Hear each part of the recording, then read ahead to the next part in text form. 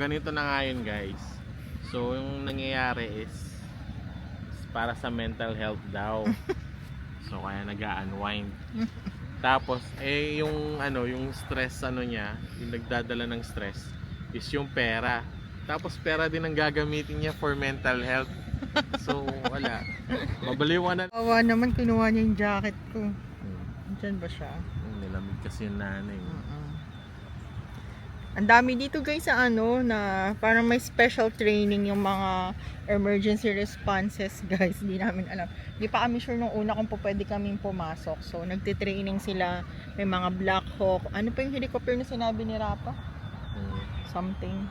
Basta may state trooper. Ayun guys, may fire truck nasa likod. Oo guys. Parang nasa shooting. Oh guys, may mga zone A, zone B pa guys. At nakasimangot na yung anak ko. Galit na yung anak ko guys. Nasaan na yung anak mo? Ayun. Ano Rap? Nilak mo? Ano, nag-hike sila sa'yo? Ha? Sila sa Guys, sino niya dito?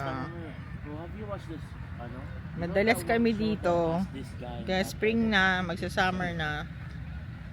Tinay pa rin namin na pumunta dito. Kasi ngayon, weekdays dito today. At pagka weekend dito, sobrang daming tao. Yeah, ayun guys, pala tayo, question and answer tayo ng mga comments sa Facebook questions natin. Ito, ang tagal na yata nito. Message and comment question galing kay subscriber natin na si Nix Lola. So, ang tanong niya, hi po, ask ko lang if posible po ba na makapag-apply dyan kahit walang PNLE. PNLE is yung licensure exam ng nursing sa Pilipinas. Kumbaga sila po ba mag-process ng NCLEX. May situation po kasi is graduating na nursing dito sa Pinas. Dual citizen na po and may 7 years working experience na sa New Jersey noon as a patient care tech. Ano po ba ang dapat gawin? Salamat po. God bless. So medyo yung question ni ma'am, mahaba siya, tsaka parang hindi ako masyadong sigurado sa situation niya kasi sabi niya dito sa question is na siya, citizen siya, dual citizen na siya at may 7 years working experience siya. So as far as I know, kapag nag-take ka ng NCLEX, hindi naman talaga required kapag lalo na state of New York yung meron kang license sa Pilipinas. Basta makagraduate ka ng nursing at pwede kang mag-take ng NCLEX without having passed the licensure exam ng nursing sa Pilipinas. Tapos yung situation nga di ma'am is dual citizen siya. Tapos may experience siya sa patient care tech. So ang patient care tech is yung nursing assistant na sinasabi natin na usual na we are aware na yung tumutulong sa nurse, ganyan. So I would say kapag graduate na si ma'am sa nursing, nasa Pilipinas daw siya nag-aaral, pwede siyang mag-direct na mag-take ng NCLEX using yung kahit na hindi state of New York ata, basta citizen na siya. So pwede siguro siya kahit sa New Jersey or pwede namang i-Google search nyo para mas better. Pero yun ang as far as I know sa mga vlog na nakikita ko sa mga post. Basta pumasa ka, nakagraduate ka as a nurse sa Pilipinas, makakapag-take ka ng NCLEX. At lalo sa kanya, maganda yung situation kasi dual citizen na siya. Pwede siyang after na makatake ng NCLEX, makakahanap na siya agad ng work. Pwede na siyang mag-direct sa sa mga hospital. Pero tas pag na-hire siya ng hospital, i-required siya magpumasok ng nursing program, parang yung anong tawag niya na nursing graduate program, yan. Ayun pa, meron pang isang comment galing kay Ma'am Nelly. So yun, basahin mo Han yung comment. Hi, new subs here. Shout out from Cavite. Shout out po kay Nelly Guerra 4046 from Cavite, guys. Yeah, shout out sa'yo, ma'am. Shout out. So, next comment. Ito pala. Doon sa video namin tungkol sa paano kami makatipid na video. So, meron daw nagtanong, pabulong naman po soon difference ng hourly rate staffing versus as a regular staff. Congrats po ulit in advance. Yun, Ang laki, guys. i-share ko na lang yung range nung sa as a full time or yung regular staff nurse. So ang dati kong sahod sa agency ko nung nag-start ako sa agency is $35. Pero take note guys, wala yung mga differentials like weekend differentials, wala yung night differentials. So flat base lang siya na 32. Tapos after 2 years naging total of $37 ako. And nung na full time na ako as a regular staff sa current sa facility ko is nadagdagan siya ng guys, mga 40% ng sahod na I have received before. So price range mga nasa 50s plus yun. As a base pay. Salamat sa comment, Ma'am Elnora Reynora 5. Shout out po. So yung isa pang comment ni may isa pang Same, nag-comment, yeah. same din naman yung tanong niya. So Shout out. shout out na lang din natin si Miss Cristel Grado 5763. Sabi ng comment niya is, hi po ma'am, pwede niyo po ba share kung magkano ang hourly rate difference while nung nasa staffing ka and now na na-retain ka na ng hospital mo? Thank you po. Yun nga guys, ulitin ko, $32 per hour ako dati sa staffing agency ko. Tapos nung naging full time na ako uli, nasa 50 na siya plus. So, yun lang. Next. Ikaw naman magbasahan. Bakit? Hindi ako nahirapan. Ikaw na magbasa. So yun, from Shibi, nice. Hello po, new Shout follower out. po kami. Baka po may masuggest kayo sa next vlog nyo saan po makahanap ng apartment or place sa Baltimore na safe and affordable, or tips sa paghahanap ng apartment or house. Thank you in advance po. More followers to come. Thank you po. Thank you. Shout out to Shout out po. Shibi. So ayun, paghahanap daw ng apartment. Paano ba? Kasi kami, tawag doon, chinek namin is yung mga ratings ng mga apartments. Using Zillow. Zillow, apartments.com, mga ganon. And then also, yung mga marami din mga knowledge kaming nakuha from panonood ng YouTube. Mga lokal na nakatira dito sa Maryland, pinanood namin. Kay World According to Briggs.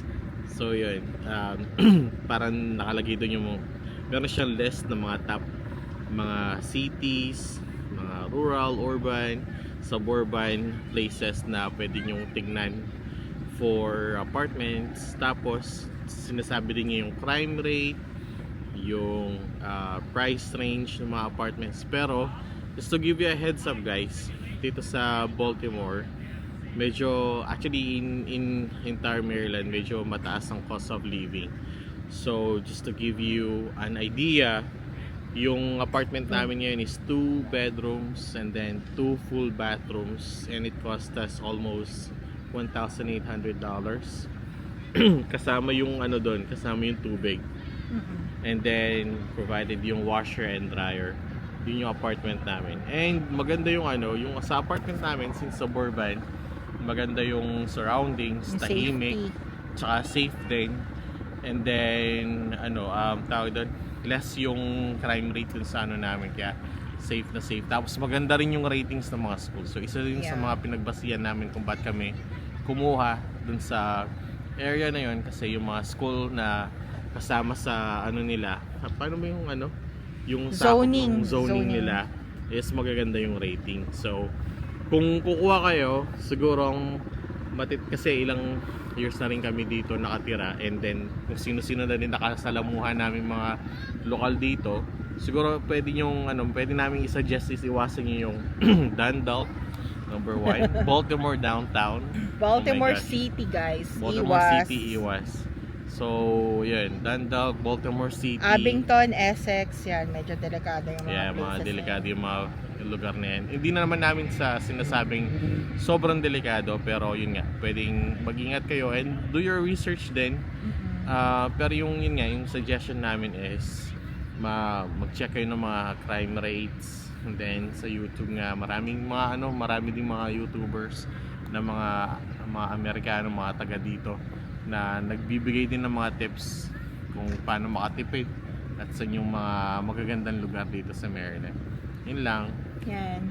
Saka guys, kapag papunta na kayo dito, mag-join kayo ng mga Filipino groups sa Facebook na nakatira sa Maryland or lalo na sa may Baltimore County or Baltimore area, para doon kasi marami nag-share ng mga experiences nila. Pwede kayo mag-comment doon at nagsasuggest naman sila kung saan yung mas safe. So yun guys. Kung hindi pa kayo taga dito and nagbaba kayo lumipat sa Maryland, like for example from Texas or from other states and then or from the Philippines, much better kung mag-search na kayo ng mga Filipino community on Facebook, kasi kahit naman nasan kayo pwede kayo mag-join eh. So para pagdating nyo dito, nakapagbasa kayo ng mga update doon, may idea kayo kung paano yung the way of living nila. So para pagdating nyo dito, hindi na kayo ma-culture shock and also medyo may konting knowledge na rin kayo, hindi kayo parang naliligaw ba kung kumbaga. So yun lang. So next question or comment galing kay Ma'am Anarks2364. Sabi niya, "Hello ma'am, thank you for your vlogs. Natuto kami. Just arrived here in Baltimore also. Can you share po yung face moisturizer mo? Ikinakaya ng Vaseline ko from PH." Grabe Shout naman. out sa inyo ma'am. Alam mo ma'am, welcome dito sa Baltimore. Sana mag-meet tayo, mag-comment ka or Yeah. para i-add mo kami sa Facebook. At mag-meet up tayo, papasyal-pasyal tayo dito sa Baltimore. So, yung ginagamit ko na face moisturizer is yung dati ko pa siyang ginagamit sa Dubai pa ako nun eh. Ang ginagamit ko yung Neutrogena na hyaluronic moisturizer, yung cream siya na parang water base. So, maganda talaga siya sa skin at hindi ako naglilimot na gumamit ng sunscreen every day. So, yun yung moisturizer na gamit ko. Yeah. Lalo na nga dito sa weather na to, kailangan mo siguro talaga ng water-based moisturizer para mag-adapt sa weather dito sa Baltimore or sa Maryland. Saan mo Thank you nabibili? sa comment. Saan mo nabibili? Sa nabibili dati sa Costco kasi meron na yung pack of 4. Pack of Pack of 4 ba? 2 pack lang? pack of 2, tapos sa CVS Pharmacy din. Oo. And sa online, sa Amazon, mura lang naman din siya. Parang alam ko 32 something ganyan, nakaganon siya, kulay blue yung color niya. So Yeah. yun, thank you sa comment. Next na comment, yun, si ma'am pa rin to, may next comment siya. "Congratulations ma'am, nagsimula pa lang ako sa 2-year countdown. Ma'am, can you share po anong net provider nyo sa bahay?" Comcast Xfinity ang sinabi ng leasing office sa akin, pero based sa reviews, ang daming negative. Rosedale po ako. Uy, malapit ka lang dito ma'am sa amin. Parang malapit ka lang sa workplace ko, to be honest, sa yeah. Rosedale. Xfinity din kami. Medyo maganda naman siya, kaso nga lang Sa amin, medyo so far, oo, hindi naman kami nagkakaroon ng internet and issues. And then ngayon meron yata silang promo na lock-in na $50 per month. Good for 5 years yung contract. Pero nung kami ngayon guys, masyado nang mahal yung internet namin. So nag-iisip kami na lumipat. maghanap ng iba or makipag-deal na yung parang retention retention offers nila. retention offers So, nila. yun yung pinaka-best suggestion naman. Nung pumunta kasi kami sa mismong store, and then sabi namin dun sa namamahalan na kami, sabi, try calling our retention, what do you call this, department. Baka may ma-offer daw sila. Pero, di ba nung nagpunta tayo dun, kasi nga may mistake sila na nagawa, parang nag-offer yung manager nung store na parang bibigyan kami ng discount for our internet service. Pero hanggang ngayon hindi pa nagre-reflect. So Oo, wala maybe pa. magpa-follow up kami. Pero so far okay naman ang Xfinity. Medyo may pawala-walang signal pero hindi siya ganun kalala. And then yung ano nila, tawag dito, yung phone service din is yung tawag dito, data is okay din. Medyo malakas din naman yung signal. Pero syempre may mga places pa rin, like hindi naman lahat ng mga provider talaga na parang 100% is capable sila na i-provide yung service. Kasi may mga kasama ako na like AT&T, Verizon, T-Mob na medyo pawala-wala pa rin ang signal nila kapag nasa school kami. So yun lang guys. Pero yun nga, good yung ano, yung pagre-research, yung pagre-review, maganda yun kasi at least nagkakaroon kayo ng idea. Pero yun nga, kung katanungin nyo kami personally, since naka-Comcast Xfinity kami, good naman yung service nila. And yun nga, malapit kayo. Like Rosedale, kami is nasa Nottingham, Pero Hall area kami. Medyo malapit lang yun. So, baka same service. And anyway, yun nga. Meron naman silang ano, di ba? Parang grace period. Kung for example, nagkakaroon kayo ng problema sa service nila within 30 or 60 days, pwede kayong parang i-cancel or lumipat. And then usually yung mga ibang service provider, meron silang parang ano, offer na iba-buy out nila yung contract nyo sa ibang service provider para lang lumipat kayo sa kanila. So watch out na lang sa mga ganun. Okay. Yun lang. Thank you sa explanation, Han. Next question is galing sa ating subscriber na si Mr. Christian Arvin 12345. Question niya is, ask ko lang po ma'am, Baltimore area po, ano pong magandang bahay or apartment? Coming soon to USA po Wow, ako. nice. So, welcome. Baka nandito na siya. Sobrang tagal bago ako mag-comment. Tagal lang yan. So, yung area namin, hindi kami sa Baltimore City, nasa Baltimore County kami. Yeah. Nasa suburb ng Baltimore City yun. Mga 20 minutes 20, na 30 ano kami, minutes away. na drive away Yeah. from the city ng Baltimore. Yeah. Tapos yung area namin, nasa ano kami, nasa Perry Hall, White Marsh, ganong area. Yeah. So, medyo upper class yung place doon. Kami lang ay naka-apartment. Tapos, Yeah. anong bahay or apartment? Naka-apartment lang kami at the moment. Soon, sana, Sana within this year, or not within this year, this Next coming years, makakakuha na kami rin ng bahay. Medyo mahal lang talaga kasi dito sa area namin Oo nga, guys. bumili ng bahay. Pero soon, God will provide. Yeah. So, last comment kay Ma'am Lalaville 14.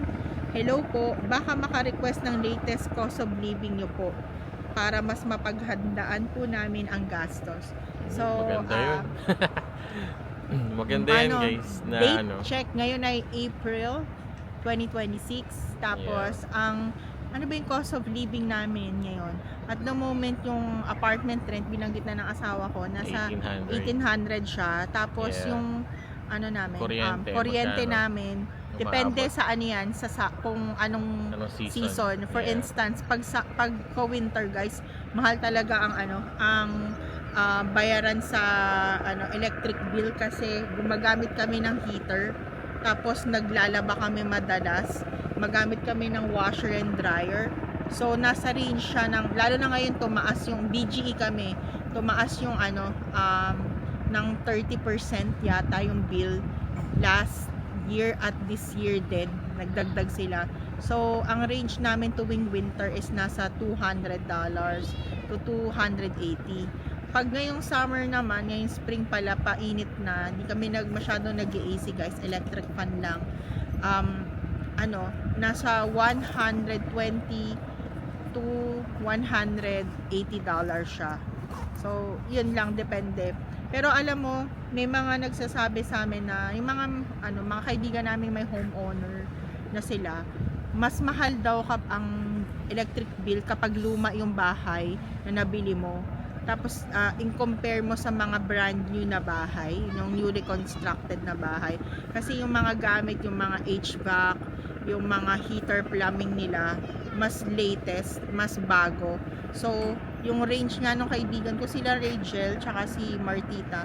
Yung kay Martita, kasi newly built yung bahay niya, nasa 150 lang siya. Mhm. Buong bahay na yon, 4 Mm. beds, 3 baths. Tapos naman si Rachel, nasa $500 daw yung kanyang electric bill kasi colonial yung bahay niya. Years na rin naman yung age ng bahay nila. Yun lang. Maraming salamat sa mga comments, guys. Please Yeah. don't forget to like and subscribe dito sa aming YouTube channel. Maraming salamat sa inyo.